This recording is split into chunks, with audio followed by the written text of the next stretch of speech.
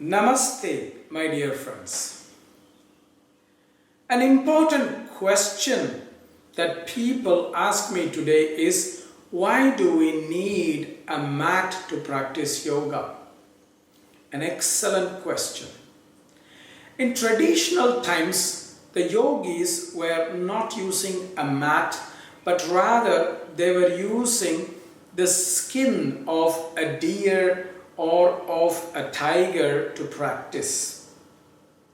Alternately, they would use a certain kind of mat that is made of a particular kind of grass called kusha grass or darbha grass that would form the platform on which they would practice. There are many reasons for this. First of all, in the old days, people were traveling from one forest to the other or one village to the other, and they would often practice outdoors where perhaps the soil would be moist or perhaps dirty or perhaps very rough.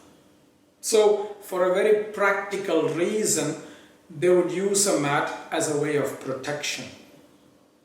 But more symbolically, they would use the mat for another important purpose. When we are practicing yoga, fundamentally what we are dealing with is prana or energy. And when we practice this kind of way, and we are practicing on the bare earth, this energy that we are generating would be lost into the earth.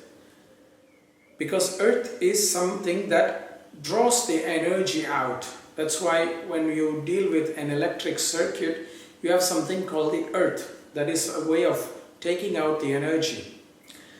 So the yogis would not want this. They would like the prana to remain within their body and not get drawn to the earth, especially when they are doing very intense kind of practices. That is why they chose a particular kind of mat that was natural from either an animal or a plant. And when they chose the animal, they would not choose from an animal that is killed.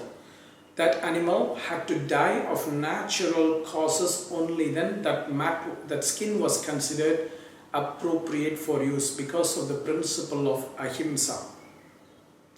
So it's very important for us to remember the same and use a mat for practicing, especially when we are working with very intense kind of yoga practices that involves very severe pranayama, very intense mudras and bandhas or mantras, so that the energy is contained within the body and not lost.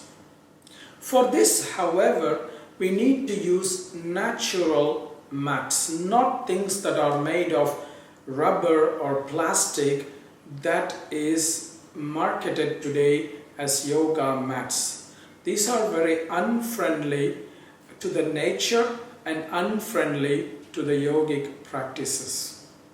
That is why I would suggest that you use a natural mat either made of cotton or jute or other natural fibers which is appropriate for yogic sadhana.